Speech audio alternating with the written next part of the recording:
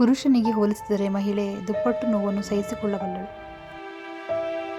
ಹುಡುಗಿಯರು ಸಾಮಾನ್ಯವಾಗಿ ತಮ್ಮ ನಡುವೆ ಅರಿವಿಲ್ಲದೆ ಸ್ಪರ್ಧಿಸುತ್ತಾರೆ, ವಿಶೇಷವಾಗಿ ಸೌಂದರ್ಯದ ವಿಷಯದಲ್ಲಿ. ಹುಡುಗಿಯರು ನಾವು ಅವರ ಮೇಲೆ ಯಾವ ಅಶ್ಲೀಲತೆಯನ್ನು ಬಳಸುತ್ತೇವೆಯೋ ಹಾಗೆಯೇ ವರ್ತಿಸುತ್ತಾರೆ. ನೀವು ದುಷ್ಟ ಮಹಿಳೆಗೆ ಹೇಳುವುದನ್ನು ನೀವು ಗದರಿಸಿದರೆ ಅವಳು ಅದರಂತೆ ನಡೆದುಕೊಳ್ಳುತ್ತಾಳೆ, ಮತ್ತು ನೀವು ಅವಳನ್ನು ದೇವತೆಯಂತ ಹೊಗಳಿದರೆ ಅವಳು ದೇವತೆಯಂತೆ ವರ್ತಿಸುತ್ತಾಳೆ. ಹುಡುಗಿ ತನ್ನ ಭಾವನೆಗಳನ್ನು ಒಬ್ಬ ಹುಡುಗನಿಗೆ ಹೇಳುವ ಬದಲು ಅವಳ ನೆಚ್ಚಿನ ಹಾಡು ಅದನ್ನು ಉತ್ತಮವಾಗಿ ತಿಳಿಸುತ್ತದೆ. ಹುಡುಗಿಯ ಆಸಕ್ತಿಗಳನ್ನು ತಿಳಿದುಕೊಳ್ಳುವ ಮೂಲಕ ನೀವು ಅವಳನ್ನು ಸೆಳೆಯಬಹುದು. ನಿಮಗೆ ತ್ವರಿತ ಹೌದು ಎಂದು ಹೇಳುವ ಹುಡುಗಿ ತುಂಬಾ ಹಠಾತ್ ಪ್ರವೃತ್ತಿಯನ್ನು ಹೊಂದಿರುತ್ತಾಳೆ. ನೀವು ಅವರನ್ನು ಕಾಯುವಂತೆ ಮಾಡಿದಾಗ ಹುಡುಗಿಯರು ಅದನ್ನು ದ್ವೇಷಿಸುತ್ತಾರೆ. ಹೆಣ್ಣು ಮಕ್ಕಳು ತಮ್ಮ ಜೀವಿತಾವಧಿಯ 1 ವರ್ಷವನ್ನು ಏನನ್ನು ಧರಿಸಬೇಕೆಂದು ನಿರ್ಧರಿಸುವಲ್ಲಿ ಕಳೆಯುತ್ತಾರೆ. ಹುಡುಗಿಯರು ಏಕೆ ಅನಿರೀಕ್ಷಿತ ಎಂದು ಪತ್ತೆ ಹಚ್ಚಲು ನಿಜವಾಗಿಯೂ ಕಷ್ಟ. ಒಂದು ಹುಡುಗಿ 47 ಗಂಟೆಗಳಿಗಿಂತ ಹೆಚ್ಚು ಕಾಲ ರಹಸ್ಯವನ್ನು ಇಡಲು ಸಾಧ್ಯವಿಲ್ಲ.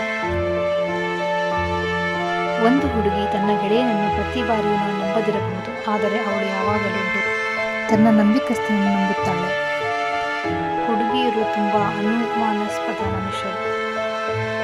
ಹುಡುಗಿಯರು ಹಾಸ್ಯ ಪ್ರಜ್ಞೆಯನ್ನು ಹೊಂದಿರುವ ಹುಡುಗರನ್ನು ಇಷ್ಟಪಡುತ್ತಾರೆ ಮತ್ತು ಯಾವಾಗಲೂ ತಮ್ಮ ಬಗ್ಗೆ ಹೆಮ್ಮೆ ಪಡುವ ಹುಡುಗರನ್ನು ದ್ವೇಷಿಸುತ್ತಾರೆ. ಹೆಣ್ಣು ಮಕ್ಕಳು ವರ್ಷದಲ್ಲಿ 120 ಗಂಟೆಗಳ ಕಾಲ ಕನ್ನಡಿಯಲ್ಲಿ ತಮ್ಮನ್ನು ತಾವು ನೋಡಿಕೊಳ್ಳುತ್ತಾರೆ. ಪ್ರತಿ 100 ಹುಡುಗಿಯರಲ್ಲಿ ಒಬ್ಬಳು ಮಾತ್ರ ತನ್ನ ಪ್ರೇಮಿಯ ಹೆಂಡತಿಯಾಗುತ್ತಾರೆ. ಉಳಿದ 99 ತಮ್ಮ ಪ್ರೇಮಿಗಳ ಜಿಮೇಲ್ ಮತ್ತು ಫೇಸ್ಬುಕ್ ಖಾತೆಗಳಲ್ಲಿ ಪಾಸ್ವರ್ಡ್ಗಳಾಗಿ ಉಳಿದುಕೊಳ್ಳುತ್ತಾರೆ. ನೀವು ಕ್ಷಮೆ ಕೇಳುವ ಮೊದಲು ಅವಳನ್ನು ತಣ್ಣಗಾಗಲು ಬಿಡಬೇಕು, ಇಲ್ಲದಿದ್ದರೆ ಅವಳು ನಿಮ್ಮ ಕ್ಷಮೆಯನ್ನು ಸ್ವೀಕರಿಸುವುದಿಲ್ಲ. ಹುಡುಗಿಯರು ಅವರನ್ನು ರಕ್ಷಿಸುವ ಹುಡುಗರನ್ನು ಇಷ್ಟಪಡುತ್ತಾರೆ, ಆದರೂ ನೀವು ದೋಸ್ತಿಯಾಗಬೇಕಾಗಿದೆ. ಹುಡುಗಿ ಇಲ್ಲ ಎಂದು ಹೇಳಿದರೆ ಅವಳನ್ನು ನಂಬಿರಿ. ಅವಳು ನಿಮ್ಮನ್ನು ಇಷ್ಟಪಟ್ಟರೆ ಅವಳು ನಿಮಗೆ ಬೇಡ ಎನ್ನುವುದಿಲ್ಲ. ಹುಡುಗಿಯರು ಪತ್ರಗಳು ಮತ್ತು ಆಶ್ಚರ್ಯಗಳನ್ನು ಸ್ವೀಕರಿಸಲು ಇಷ್ಟಪಡುತ್ತಾರೆ. ಸಲಹೆ ಕೇಳುವ ಹುಡುಗರನ್ನು ಹುಡುಗಿಯರು ಇಷ್ಟಪಡುತ್ತಾರೆ. ಹುಡುಗರು ನೋಡುವುದನ್ನು ಇಷ್ಟಪಡುತ್ತಾರೆ, ಹುಡುಗಿಯರು ಅವರು ಕೇಳುವುದನ್ನು ಇಷ್ಟಪಡುತ್ತಾರೆ. ಆದ್ದರಿಂದ ಹುಡುಗಿಯರು ಮೇಕಪ್ ಧರಿಸುತ್ತಾರೆ ಮತ್ತು ಹುಡುಗರು ಸುಳ್ಳು ಹೇಳುತ್ತಾರೆ.